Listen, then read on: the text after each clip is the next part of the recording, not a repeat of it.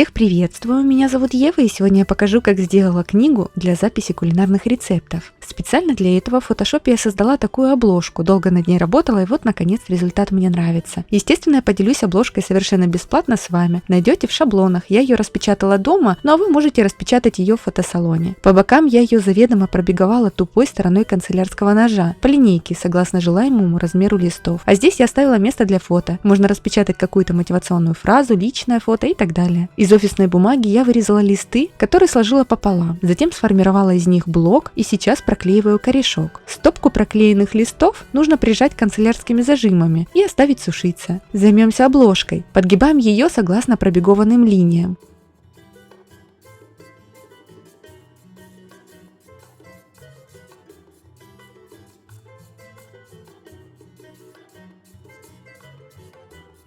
Внутри приклеиваем отрезки картона по размеру блока листов, а также картонный корешок. Подрезаем уголки обложки и приклеиваем эти части к картону.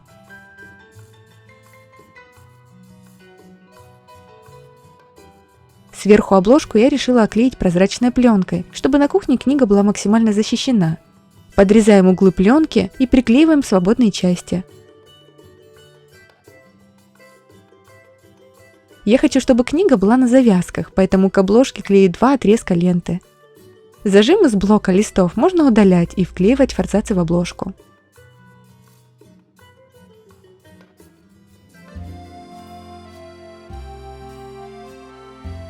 На завершающей стадии углы книги я дополнила металлическими уголками, а сзади приклеила уголки для фото. Я очень довольна результатом, книга получилась именно такой, какой я ее хотела видеть. Страницы своей кулинарной книги я намеренно оставила чистыми, без разметки для рецептов, чтобы была возможность для импровизации. Но для вас я подготовила листочки с разметкой. Их можете забрать по ссылке в описании и распечатать на принтере. Спасибо за просмотр, подписывайтесь на мой канал и обязательно берегите себя, а также своих близких. До новой встречи!